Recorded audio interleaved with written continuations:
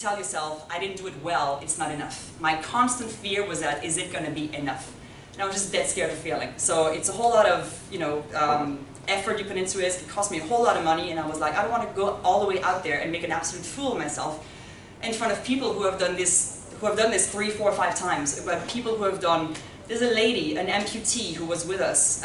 She had done Marathon des Sables, if you've ever heard of it. It's in the Moroccan deserts. Apparently they do hard stuff in Morocco. They walk or they hike a marathon in the desert every day for 7 days. And she has a prosthetic leg that she lost. I think she was ex-military. I don't know her story exactly, but like you go out there, you're like, all right, like if she can, I have no excuse, right? So also puts the pressure. So anyway, back to our briefing. So we all meet each other. It's 25 participants, which is a tiny, tiny group. There's almost as much staff as there are participants. And it's the briefing that's designed to freak you out. Basically, they tell us, if you fuck up, you might die. Okay? Because there's wildlife everywhere. There's no water. It's dry. There's no food. If you're alone, you might die. Like, okay, great. Sounds something like I signed up for. Like, oh, obviously there's a waiver you have to sign to discharge Spartan of every responsibility. If you die, it's not our fault. So they divided us into 2 teams. A green team and a red team. You don't know who's in your team yet, but they did pick captains. And guess who was made captain? This girl. And so, I was picked as captain at the briefing yesterday.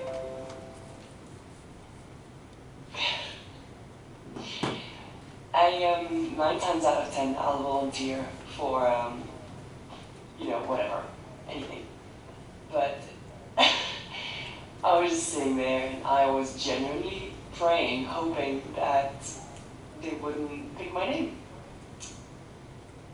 And then they did. So, I'm captain.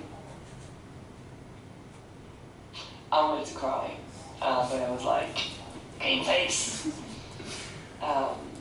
So, I don't know, we're just gonna try and make the best of it. I don't feel like crying anymore now, so that's okay.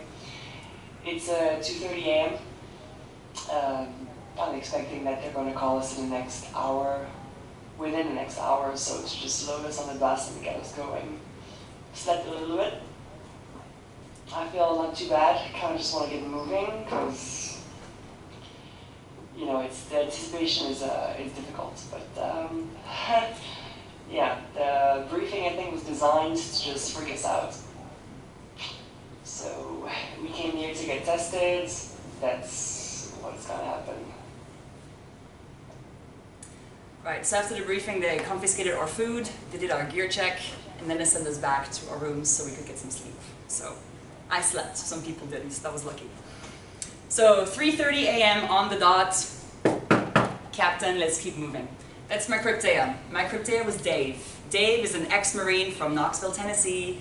He's got big muscles, big voice, big personality, everything you would expect from a Marine. He also has the freaking biggest heart, and this guy really came to rescue me more than once during the event.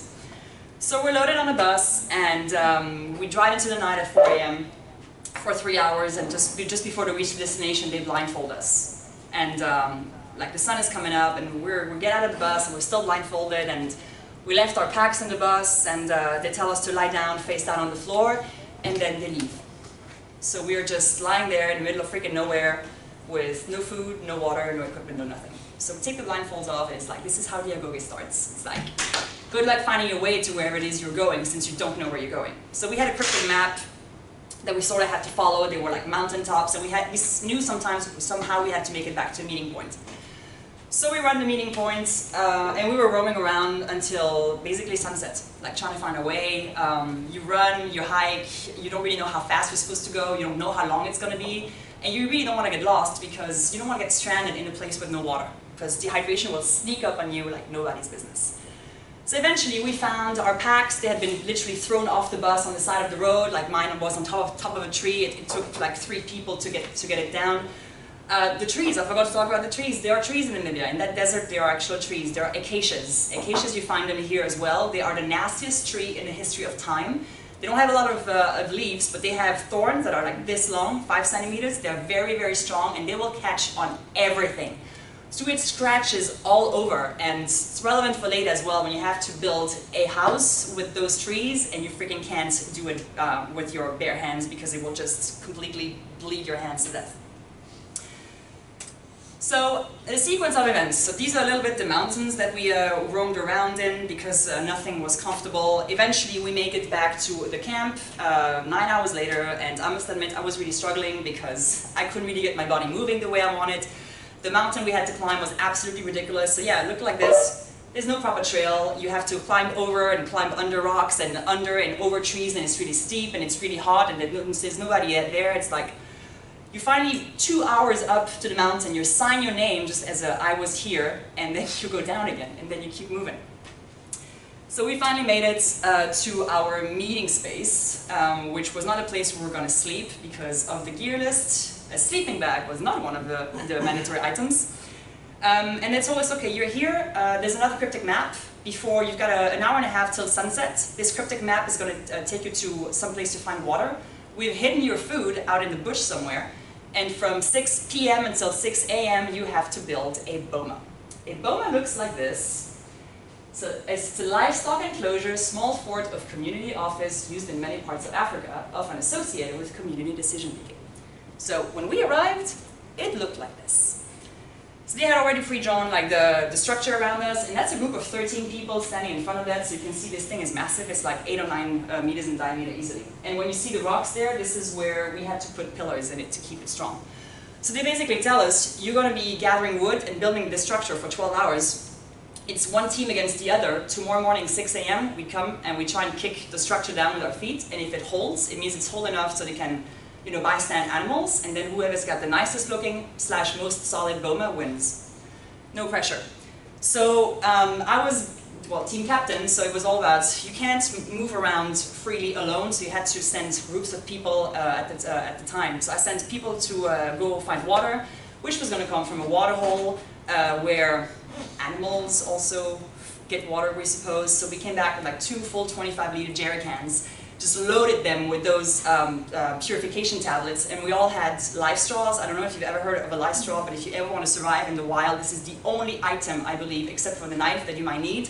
It's a really thick straw with a filter in it, and it's very, very efficient. You can drink from a stream and not get sick, because it will filter out all the bacteria. So that water was nasty. Nasty! And we drank liters of it through that straw, and none of us got sick. So that's how I know that it works.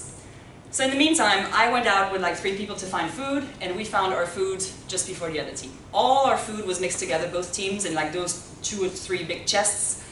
And I'm thinking, oh my god, like how are we gonna tell like whose food is whose? And then this woman who was in the team with me just says, just take all the food, take all of it. We might need it for leverage later. And I'm like, oh, you want to steal the food? And then actually thinking about it, it might not be such a bad idea. So essentially we stole all the food and we came back to our camp. And it's a good thing we did, because the other team, the red team, had found the water first, and there were tools there, and they had stolen all the tools. So we came to a point where we're like, hey, how are we going to chop down trees without an axe? So we found ourselves having to negotiate 1 bag of food per tool. And I'm not great at negotiations, but we managed to do that. So basically, we go and you know, we get like a couple of machetes and an axe, and we still have so much of their food left. And mind you, when you're out on an experience like this and you have to stay awake for 60 hours, your body is going to get their fuel from somewhere. Since you won't have an opportunity to rest, if you don't have food, you will collapse before you know it, like inexplicably. So we built. All night we're just gathering wood from the trees around us. We basically, by both of teams, we chopped off the entire area. Like next morning there were no trees left. So it was a really, really, really long night. Like really long night. You know, like especially after you have food, you stop a little bit because you're done roaming around so much. Your body just goes like, oh my god, are we done? And like, no, we're not done. I had a moment. I hit my first wall basically. So I had to just sat down to open the can of tuna, and I'm just kind of zoning out, eating my tuna, and this the lady from the food who earned herself very quickly the name of conniving witch. It was not a W at the beginning of this word earlier. So she basically turns around, everybody's there, and she's like, Tina, what are you doing? You're sitting down, you're not doing your part, you're not working hard enough. excuse me?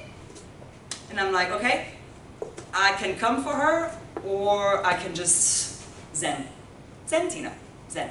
You're captain, there's no point yelling at her, and I don't want anybody to go out there to the other team and say, oh, the girls in the green team are fighting, because we're not in high school anymore. I'm like, she's just as me and everybody else, she's tired, this is very trying, she's frustrated, like, just don't, it's not worth it.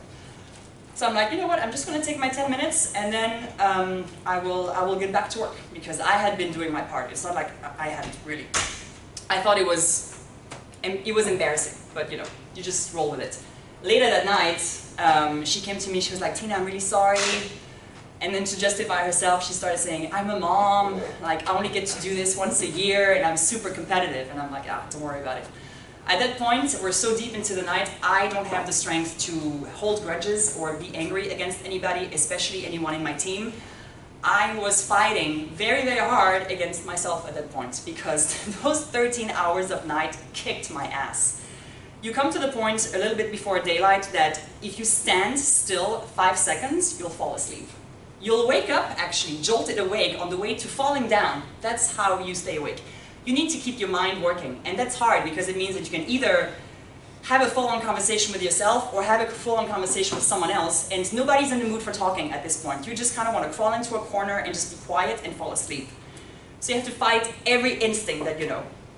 So by the time we were close to sunrise, I was so far out, I was just like, we've done 24 hours. How do I get through another 36 hours?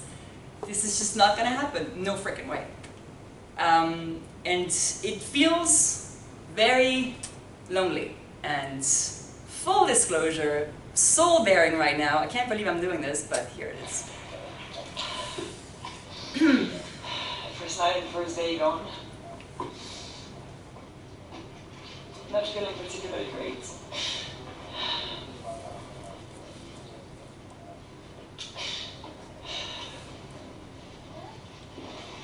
I don't really know what else to add. I just felt really unprepared physically yesterday, and just the night was so damn long, and I don't know, it's a lonely experience, I find, even in a team. So let's hope that the sunrise brings a little bit of positivity, and we'll keep going from there. Yeah. So at that point, I'm like, I don't know how I'm facing another 2 days in one night. I really don't. But it was also, quitting was never going to be an option. Because it was like, I haven't come this far just to come this far. And if you want to quit, you have to ring a bell so that everybody knows, which in first is embarrassing in itself.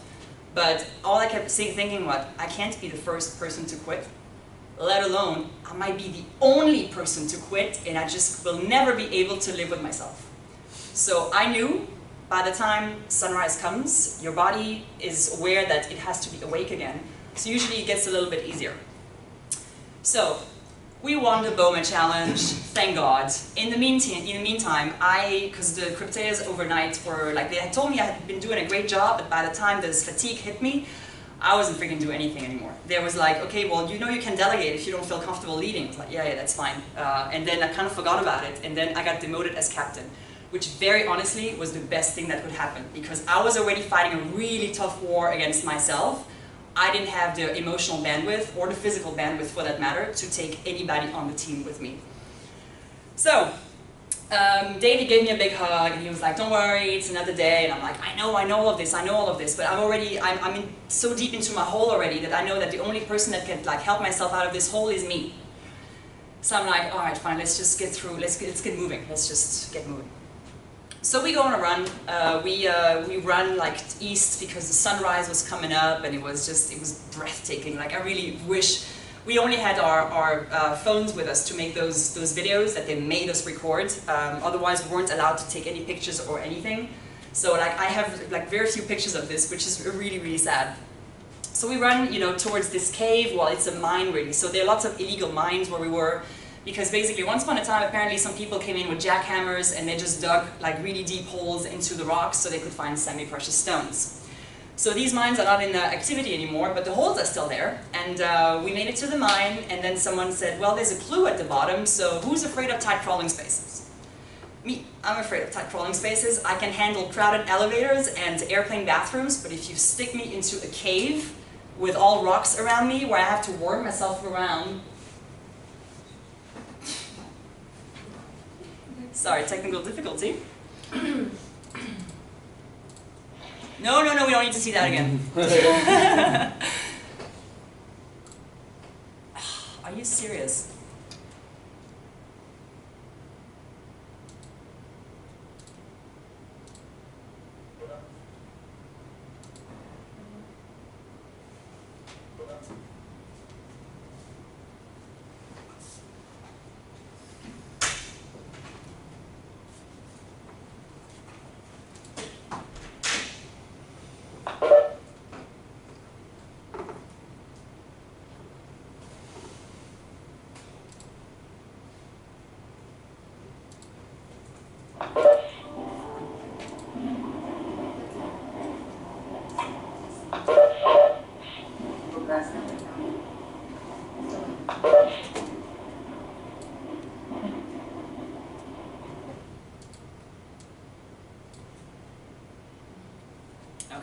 I guess we're back online. We'll find out. Where was I? Yes, the mine. Great, Tina. You've said volunteered to go down the mine. Excuse me? I'm already not feeling great, far from it, and now you want to put me down and face my biggest fear. But I can't say no because I'm scared of the consequences if I do. And also, although I've been nice enough to the people in my team and the people around me, I already know that I've got a really negative aura at that point, and it's affecting everyone some way or another, and I kind of feel like I owe them. So they put me down in that mine, and I go into full-blown panic attack, like hyperventilating and all of that, and I'm like, oh my god, I'm going to die down here. And it's a straight cave, like it's so deep. Basically, you look down, you can't see the bottom, and it's very dark and it's very small. And it's like, ugh, it was really gross. And then they're like, okay, well, on the way up, you can't. Well, we can't really help you. You have to shimmy yourself out of the cave, which means that you put your feet on one side of the cave, your hands on the other side of the cave, and then you kind of shimmy yourself up like a crab. Okay, say what? Long story short, I made it out, but I came out there, I promise you, it was like I had been beaten to death. Like, I'm like, are you fucking kidding me? What the fuck am I doing here? That was my thought for 36 hours. I was hating every minute, hating it. I was like, there was nothing nice about any point until then. So we got the clue, and the clue gave us another cryptic map to send us on another mountain, big surprise, and we had to get to the top and found a snake plant. A snake plant looks like aloe vera. Basically, you harvest it, and you can strip it and make rope out of it, and this is how the sun basically tie their bows. So we make it up this ridiculous mountain, and I'm so slow on the way up, and I'm also super slow on the way down because I'm still in my hole, and my body just won't respond. I just don't understand. I couldn't manage to connect the dots. It was like my mindset was so stuck that my limbs refused moving. So Watson is behind us, like the asshole that I was talking about earlier. Like he's closing the march because someone needs to, because there's no trail. Like you take a wrong turn, you can end up in a ditch. It is life-threatening. It really is. So we're not interacting anyway because I don't have the patience for it. And very honestly, this guy carried a face for 3 days. Every time I looked at him, all I could see was his face saying, "You're not good enough to be here."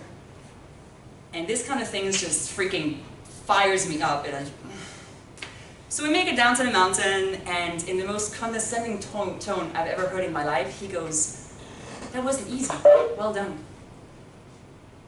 I didn't say anything. I just swallowed my pride and just kept going because that was what I had to do, just keep going. We make it back to the camp. We've graduated the first stage. 36 hours of hell. So we go back, and in the afternoon, I'll show you the video in a second, we met the sun. or not. Yeah. There is, and they taught us skills. There is nothing worse when you haven't slept for 36 hours to sit in the sun and take instructions from someone who speaks very, very, in a very, very low tone. It was awful. You sit down, you just doze off, it's uncontrollable. So we just came back from our mission on day 2 of the event after an extremely long night of no sleep and a lot of work. It was pretty intense, at least I thought so. The heat was just blasting, and we can all tell that we're starting to hit the first breaking point a little bit. I am especially. We were just ascending this ridiculous mountain and then had to fetch some plants up there, and then had to go down, and on the way down I burst into tears, and I somehow stuck myself, I want to quit. I really want to quit. And then, came back to camp. We won our assignments, which obviously was nice. But yeah, it's a long descent into the main cave. So we see what happens this afternoon. So after the sun, we're done demonstrating skills. Cryptea told us, pack a bag, we're going out. We're going out for the night. I'm like, oh my god, they're going to make us hike all night. And I already know that if I hike all night, I'm not going to make it. I already don't know how I'm going to make it through a second night without sleeping, because right then, at that point, like anything seems impossible. So the sun got us out to the bush, and they demonstrate all their amazing skills, and they can tell you a whole lot about the trees, and they can tell you which animal tracks are lying in front of you, when they passed it, and then if it was a rhino followed by a hyena, it's insane. So they lead us out to this open space, and Cryptea tell us, okay, you're going to be divided in smaller teams, and we're going to practice skills. Like, now you get to practice what the sun has showed you earlier. So we made fire the traditional way with a stick. We start stripping our plants and making bows, and then actually it's very pleasant. The night came, you had time to sit down, to eat a little bit, to socialize with the other people in your team, and we're 40 hours in, and I just realized, and I'm having my first hallucination, so this is going great. And before I know it, my mood has changed a little bit, and I feel much better. And then there are 2 guys on the side standing with rifles and body armors, and it's just like, whoa, what? Mm-hmm. And they're like, yeah, so we are the APO, anti-poaching units. We've had reports of poachers in the area. They come to shoot the rhinos for the meat. You can't stay here. We have to clear the area because you're making too much noise. There's too much light from the fire. You have to leave. Okay, we'll go back to the camp. No, you cannot get back to your camp, we have to swipe the area, you're going to go and take refuge on high ground. And I'm like, oh my god, this is it, this is the long hike I don't want to have. So we pack up and we start hiking, and this is extraction style, so this is straight line, no talking, no lights. And I'm at the point where it's not even late, it's like 10 p.m. You walk, I'll fall asleep walking, so you start tripping, and I'm like, oh my god, this is it, this is where I collapse, because I'm not going to quit. If you want me to fail this event, you're going to have to carry me out of here. Thank God we didn't walk for too long, I don't know, like 45 hours, an hour, I don't know. I wasn't wearing a watch because anyway we weren't allowed GPS, and I'm like, where else do I have to be right now? As long as I know that it's day and night, whatever time it is actually, it doesn't matter. So we make it on high ground, and Cryptea is like, alright, we are in hiding mode, so we're making one small fire for all of us. There's no talking and no lights, and you keep working on your skills, and we wait. And those 4 letters, wait, for my salvation. I opened my pack, grabbed out my tarp. I never used tarp before in my life. Wrapped myself in it, just go under a rock and pass the fuck out.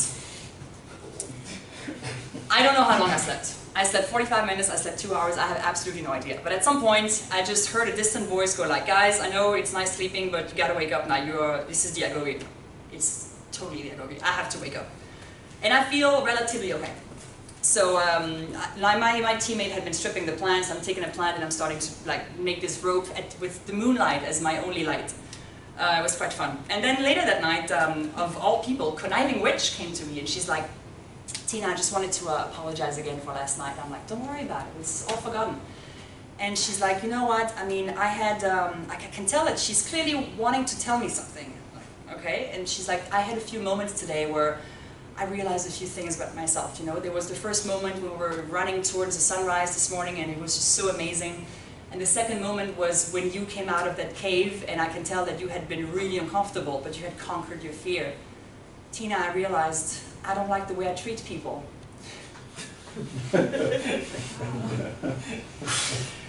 I don't really know what to say, so I'm like, good for you. And before I know it, she's crying. And obviously, like, I give her a hug and say, there. And I'm like, are you kidding me? You yelled at me last night and now I'm comforting you? That was interesting. But you know what? It tells you a lot. Like, people come out there with open minds and open hearts. And it was kind of an amazing moment. So, and she went uphill from there, I can tell you that. Like, it was amazing. So, a few minutes after this happens, we hear gunshots. I'm not even kidding, 3 gunshots. And Crypte is like, we're leaving. Like, what do you mean we're leaving? People started shooting. Like, I think this is a great time to stay hidden. So we go, and the sniper guy comes, and like, it's all extraction quickly, and no talking, no lights, and just get down the mountain. So we kind of like move as fast as we can, and thank God the moon is there to show us down the mountain. And then we make it to this extraction point, and we see those 2 guys again with the rifles, and they're like, well, thank you for your participation in this simulation exercise. What? This is a tourist camp, you know, we're just opening it, so this is what we would do in the future if there are any, you know, tourists stranded in the area and we have reports of poachers, because those poachers are for real. Like, they are actually for real. And we're like, okay, and then like, thank you, you may now go back to camp. Like, great. On the upside, it's 6 a.m., which means that the sunrise is not far away. Again. Hello, so that's a video diary for Saturday night, Sunday morning. It's hard to tell which is which. Just finished a very eventful night. We started off quite well, quite differently, and yesterday as well. We were all sitting, you know, making fire with the sun, the local people, practicing making bows and arrows, and actually having a jolly grand time. Until the anti-poaching unit came to tell us that we couldn't stay here because they had suspected poachers in the area, and we needed to get to safe ground. So we packed up and went up to high ground where we were stayed right there for, I think, I don't know, almost 6 hours, just waiting for the unit to clear the way so we could get back to camp. So we did eventually around, I think, 3-4 this morning, and it turns out that it was an exercise, but it was all quite well simulated, it felt quite real. I wasn't really nervous at any point in time, but you know, at some point when you start hearing gunshots, you kind of really wonder what's going on. So it was quite interesting. Got a solid 2 hours sleep, which honestly changed my entire experience, because I was sleepwalking, literally. It was becoming really dangerous. You start tripping and you literally cannot stay awake. So really glad that I got a couple of hours and feeling much more normal now.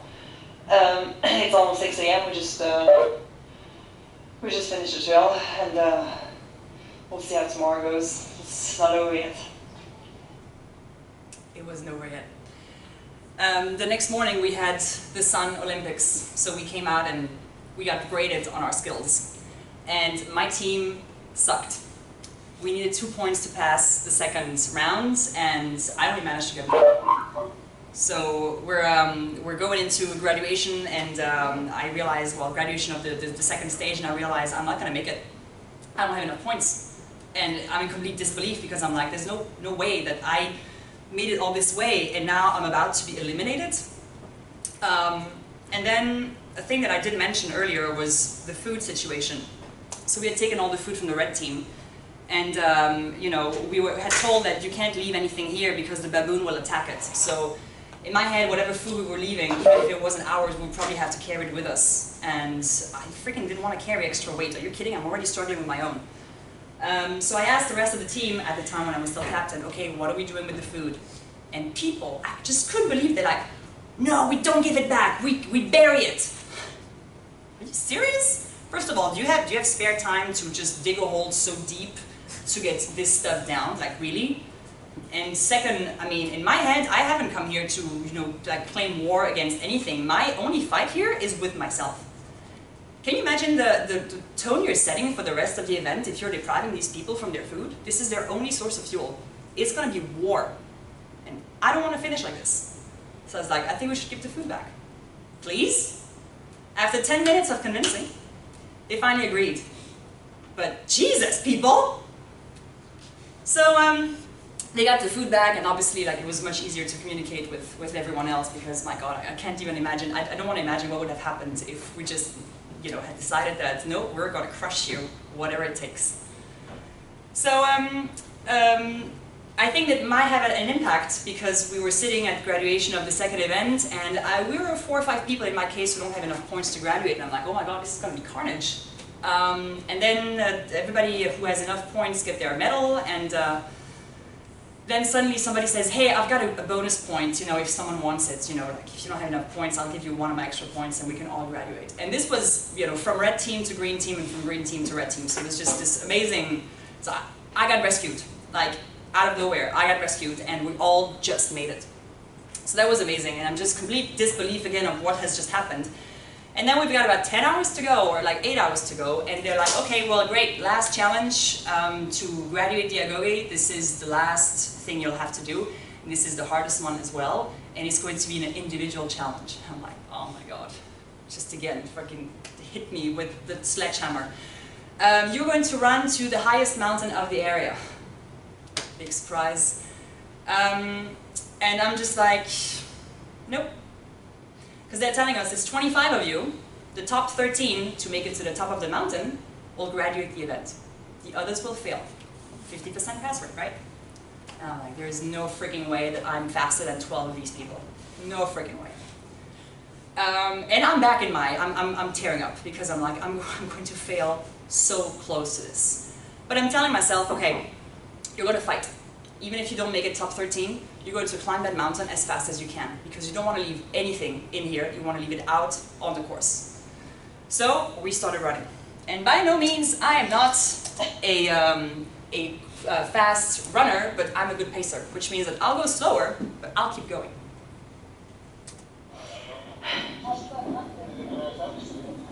So we're at the top now, top of the mountain. So this morning, after the team challenges where I almost didn't earn my second wedge, we were told that it was going to be a trail, well, a run in individual race to the top of the highest mountain in the area. And I told myself, fuck, I'm done, I'm never going to manage. Like, there are all these really great runners with me, I'm never going to manage.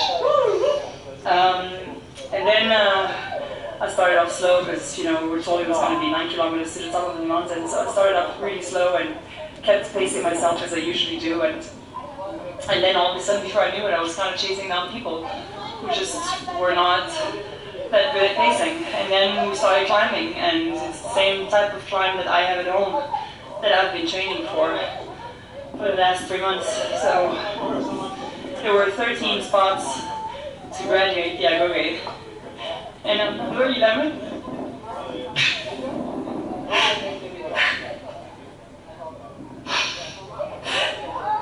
This morning I didn't believe it. 3 days ago I didn't believe it. 3 months ago I didn't believe it. Now it's done.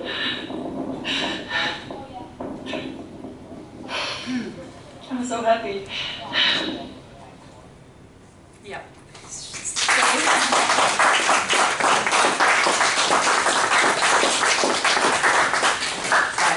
It's me every time. So yeah, so I made it. So we're up there, and then I'm keep thinking that's, well, because like obviously number 12 and number 13 came and they were all happy, and then you have the string of people who made it to the top of the mountain who just hadn't made the cut. And that's really sad, and I'm also thinking at that point that we're still early in the day, like I'm pretty sure there's going to be some kind of redemption round. There was a redemption round. So the redemption was run down the mountain, and if you made it back to camp within an allocated time, you would get that point that you needed to graduate. So if you had already, if you already top 13, that was fine, and you could fail if you wanted, or you could get a perfect score, but the people who just couldn't make it up like had an opportunity to make it down.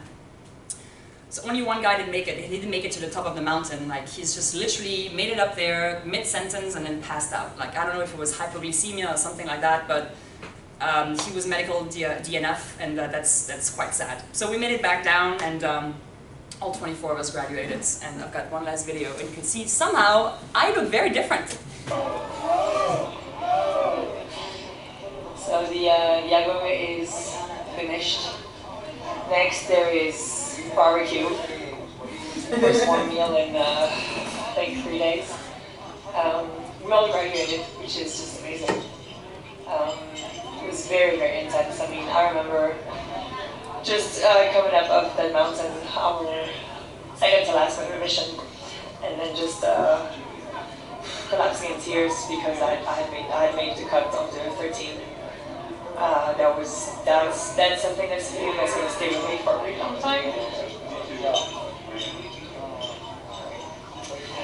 And it was just really awesome, like all this work that I put in, and it was very close this morning that I wouldn't even make it through the second round, but I don't know, we must have been in the car, and I'm flying home victorious, and then I can definitely say that I graduated badass university, so yeah, it's been nothing short of amazing. I'm definitely going to need, I think, a few weeks to process everything that's happened, but yeah, and nobody rang that bell. We defeated the bell, so it's amazing. So long, Agoge. Until next time. At graduation, Conniving Witch kind of did her last big bit. She was in front of me in the line, and she was about to get her medal, and instead of kind of bowing down to take it, she took it with her hands, and we're like, what is she doing? And then she's like, I completed the Agoge, and I have everything I need. And then she turns around and gives her medal to the guy who didn't graduate the Agoge. And he's like, oh, all in the fields, she has a heart! And that was amazing. So what I take away from this experience is that, you know what, kindness won. And that was just the most important part of all. And got some insights from people who have done this several times, and it's just, they tell us it changes your life. Like you may not recognize it today, but you will. You will. And it's funny because you come back here and then life kind of seems easy. I'm only getting 5 hours of sleep until work tomorrow. It'll be fine. I've done worse. All that kind of stuff. So yeah, that's my thing. Oh yeah, and before we finish, so how do you outrun a rhino? Does anyone know? Well, if you're being charged by a rhino, yeah, there's a good chance it's going to end badly. But however, rhinos are almost blind, so this is to your advantage. But like most animals, they've got an amazing sense of smell. So if you are in their line of sight, you can either get behind them so they can't smell you, or you can hide so you're out of there, because they're not going to come and chase you, because rhinos have really large heads, and it's very difficult for them to go in any other direction than straight, which means that if you're also running zigzags away from them, that might also save your life. So, in case you meet a rhino ever, this is how you do it.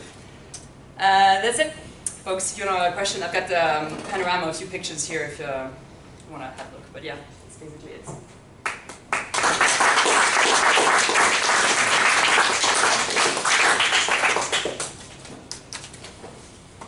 I'll take questions online if you have any, like don't be shy. Yeah, we're in a camera crew. How long did you sleep for once you finished? Not long. Or is it because you're on a bit of a high, it takes a while to kind of come down and kind of absorb it all and relax? Like? Well, that too. Well, so we got that barbecue right after, like they took us to the tourist part of the bush camp, which has, you know, nice rooms and showers and bathrooms, and it's like, where was all this for the last 3 days? So they served us barbecue, and then we had 3 hours drive to get back to Windhoek, where our hotel was. So by the time we left, it was 9 p.m. And obviously, like, you just kind of pass out, and the guy was like an insane driver, so I'm amazed that we made it back in one piece. So we got back to Windhoek, it was probably like 1 a.m. and by the time I showered, got all the shit out from my hair and all the thorns out of my body, it must have been like 3 a.m. Texted my dad to tell him, hey, I'm alive. And then I had a flight the next morning. So I slept like 3-4 hours and then I traveled 20 hours. So by the time I finally landed here Tuesday morning, I hadn't slept for the better part of the week. Right. So it took me 3 weeks to recover fully, completely. So. Hey, this is so hot. Hi. Hi, I just want to say that we're so proud of you, and all we want to do is, like, the whole time you're looking at each other like, I want to reach out and hug her, and we're going to cry. I cannot imagine what you went through, and the bravery and the just tenacity of going through it. You're true hero. Just good job. Thanks. Well, thank you. I mean, the true heroes are the people who are able to do this regularly. Like I was saying, this was just a hack, and I mean, there were a lot of hugs going on. Like we were hugging each other the whole time because, like, you know, you're in a team, you support each other. The thing that I didn't like I liked who I was as a person during that event. I didn't like who I was as an athlete because I just felt like I wasn't moving fast enough. And this is where I realized that this hack, those 5 months, this just not being ready enough. Like I should have done the regular way, you know, like you go for 6 hours, like Spartan has 12 and 24-hour events, and just not go directly to the 60-hour event, you know, like do the thing logically, but I didn't do that. So yeah, I suffered probably much more than I would have had I had more experience, but now it's like my limit was here, and now I come back and it's like the limit doesn't exist, because if I can get through this, what else can I do? So. Will you do it again? Yes. Really? Jesus. And I suspect that it's harder the second time because you know what you're getting yourself into. And you have an element of comparison, and you're like, oh my god, 24 hours down, and now you exactly know what's going to happen the next 36 hours. Right. Yeah, sometimes it's better not knowing, right? If you do it again, what would you prepare for that you didn't prepare for? Like, what's the takeaway that you'd go, I gotta work on this? So to work on this, it's that there's no real stopping. Like you can keep, okay, like I wouldn't keep training like the way I had trained before, like so much, so often. But you have to keep going. For example, I was happy that I could run. I could still run on day 3, which means that in terms of fitness, it was enough. But doing 12 or 24-hour events, or I don't know, doing like 60-kilometer races or something like this, like to get into the ultra endurance kind of mindset, just that your body is used to it. But I mean, I managed over a weekend, a 40-hour sleep deprivation weekend, where I basically got up on Thursday morning and then I didn't go to bed until Saturday morning. My whole aim was to make it to 48 hours, but I was alone, so I only make it to 40. But these things, for example, that was great. I was so happy I had done that, because just so you know that once the sun is up, there's a chance that you make it through. You just have to just power through the night. So we'll see. Yeah, keep going. So I have to ask the personal to professional life question of what did you take away from it that translates to other parts of your life apart from the physical side of oh gosh, mental everything. Like I love that this is a lab, you know, this is a social experiment, because you're dealing with people when they are at their rawest. And I was looking for people who were just equally upset or equally exhausted as I was, but I couldn't freaking find them. So there are two things. There's either this, first of all, Tina, suck it up. Just everybody else is doing this, you're gonna do it too. If it's not too hard for other people, it's not too hard for you. So just get with the program. So it's all about it happens all here. This is, yeah, it's physical, but I can promise you there were people who were a lot slower runners. There were people who were much less fit. Again, there was a lady with an amputated leg. It's all mental, and your team is going to help you through it, but you need people on the team who are just have the same mindset as you. So it is a mental game, all of it. And I thought the outbursts, for example, like I had been told as preparation, do not have outbursts because the Kryptea are going to come like back around and going to try and mess with you. Like this Watson guy trying to, you know, like a ramp up competition between us. So you can steer the conversation or people's behaviors the way you want. Like I didn't want a war. If I wanted a war, I could have said, okay, yeah, we're keeping the food, let's see what happens, like let's fight. I didn't want that. I wanted to get people on board with me by explaining to them that you catch more flies with honey, essentially. So I think everything comes back. Like I come back here and you know, you see projects or mountains of work and people are unfocused and you're just like, you know what, it starts with me. I can lead, I can steer this conversation or this project any way that I want, once you get people on board.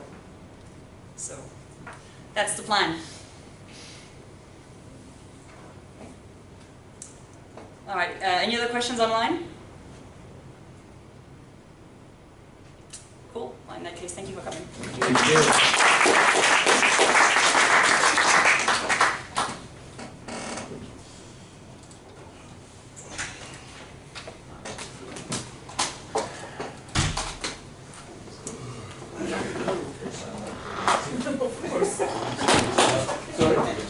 Yeah, no, I'm there. No worries. No worries, yeah, I'll be there next year. Actually, you know what, next year, I've got a thing on there. I'd love to do it, but there's a thing. I can't get out of it. Yeah, that thing. Yeah. What was the oldest person? Hey, how are you? Mid-40s, I'd say. Mid-40s? So it's living too old? Yes. Too late. Yes, of course.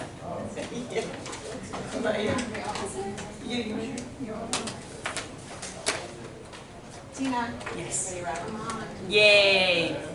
Can I stop recording? I think so.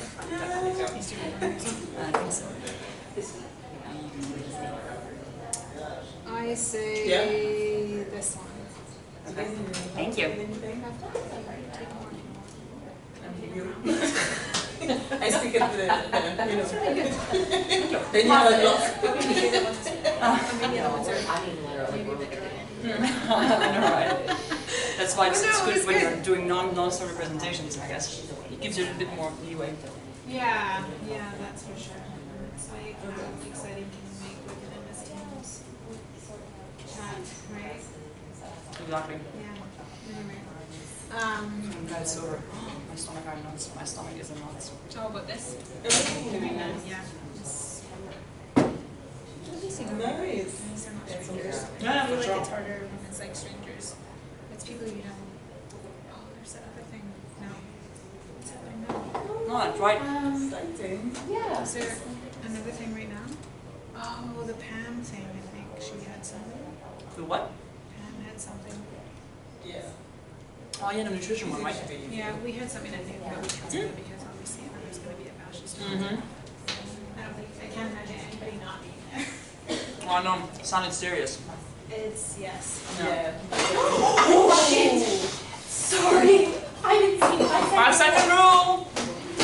Woo, quick. Sorry, Justin, I didn't see you. Oh shit. I'll leave that. Trust me, these are amazing. We don't know which one fell. And you know, Okay. I was like, I didn't see anything. Blue on it. that's what I'm like. Well, Just stopping on one is like, nobody will notice. sorry, Jocelyn. that's okay. You didn't want anybody else to have any, did you? I need enough. No, somebody with a badge thing. Oh. You don't have that. Come Ça from. va? Ça va. Ouais. Good job, Tina. Oh, thank you. I'll try. Yeah, thanks for sharing. It's very good. Now you just have to get like a CD